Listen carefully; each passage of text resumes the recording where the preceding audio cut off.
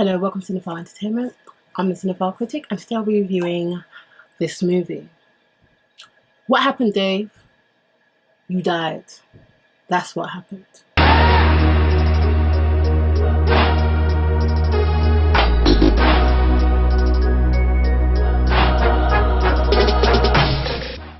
The Equalizer 2. So The Equalizer 2 is directed by Anthony Fuqua and stars Denzel Washington as Robert McCall, Pedro Pascal as David York, Aston Sanders as Miles, Melissa Leo as Susan Plummer, and Bill Pullman as Brian Plummer. The Equalizer 2. So The Equalizer 2 is, I'll give you a quick synopsis of what it's about. We are reunited with Robert McCall's character, and unlike the first Equalizer, we see more of his life in this one. So we see him as a taxi driver, we see him as a community man, and we see him as a mentor. And as those storylines are going through, the main current is one of his really good friends that he's known for a long time is doing an investigation. And that friend is investigating a suspicious suicide. And due to that investigation, this particular friend gets taken from him.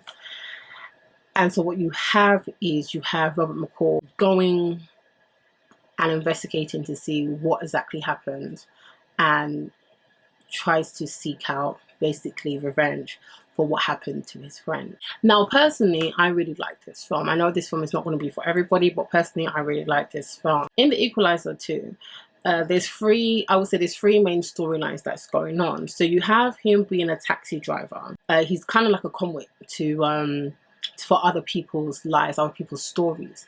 And so you see this as he is, you know, a taxi driver, and the people that he meets, and you see the best parts and the worst parts and anywhere in between of people's lives. Miles, him being a like a mentor to Miles, and then you have the main current that's going through with what happened to his friend. The acting in this film is superb. Everyone is just on point with their acting in this film. This film is very much a character-driven film and a story-driven film. So although you have someone like Denzel Washington playing the main character, which is Robert McCall, you can tell from his attire, what he's wearing, that the story is not about him. Even though he's there, he's not the main part of the story. He is the main part of the story, but he's not the focus. One of the things that I think that this film does amazingly is that whole mentorship between him and Miles. I personally felt that those two characters worked so well. It's very rare that I've seen a film take a boy like Miles, who is written the way how he's written, and is very fleshed out. It's very it's like a snapshot of some people's lives in the world, and their interaction is amazing. Like their first meeting, how they met, so they set the foundation and they just kept on building upon it, and that relationship I personally felt was the meaningful relationship in this whole film. You know, usually when you have a boy like Miles, the character who is trying to help him or trying to make him realize his ways, they usually either talk down to him, he's subjected to tough love, you know, anger, shouting, you know, that kind of one, we were rooting for you, you know, we told you so, you know, you need to get your life right. And you know, all those things may be true, but it's the way how you go around it. And I kind of like the way how Robert's character treats Miles. There's this mutual respect there, but there is also this feeling like, don't cross the line, but if you're willing, I will do what I can to help you.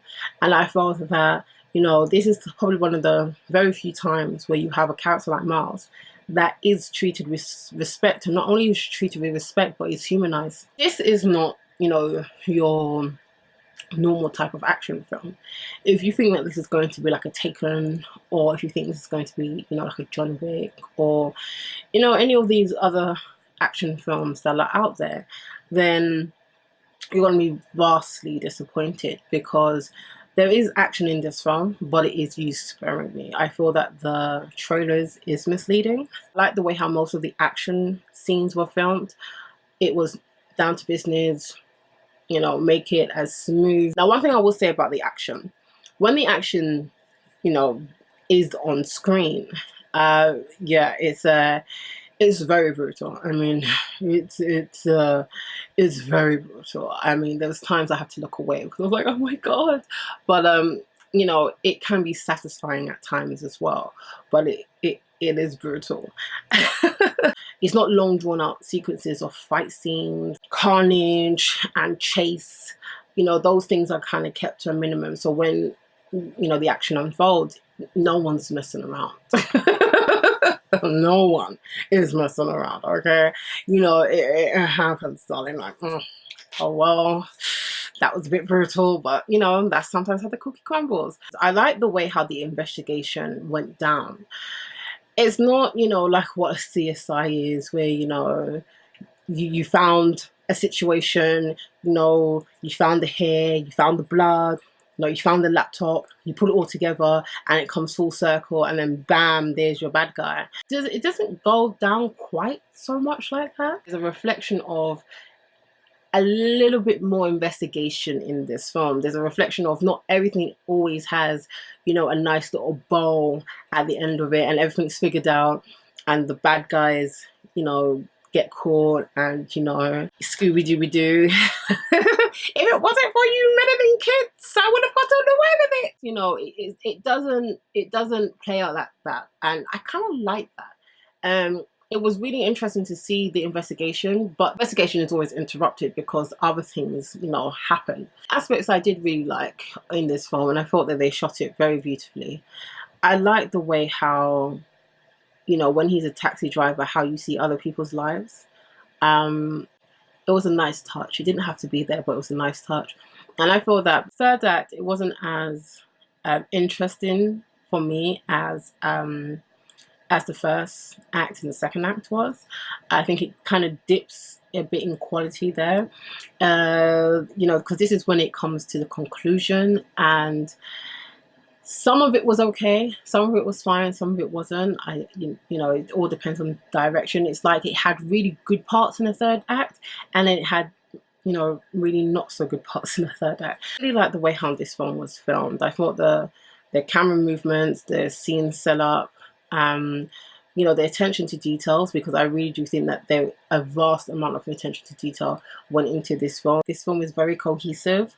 It works for what it's trying to do, and I feel that it meets the majority of what it sets out to do, and it does it very well. If you like things that are character driven, that, you know, are character building and have arcs and things like that, then this film is going to be your type of film. But if you are looking for something like a Taken or something like a John Wick, this is not that film. Doesn't matter what it says in its trailer, it is not that film. However, I really enjoyed this film, and that's why I'm going to be rating this film as safe and compelling. So have you seen this film? What did you think about this film? Have you seen the first one? Have you seen any other Denzel Washington's other films? What did you think about it? Let's get this conversation started. I want to know what films you guys are into. If you liked what you've seen, please subscribe down at the bottom. You're thinking, darling, I need more. Like, what else can you do? Then hopefully I will see you again. And remember, until next time, keep safe. Bye.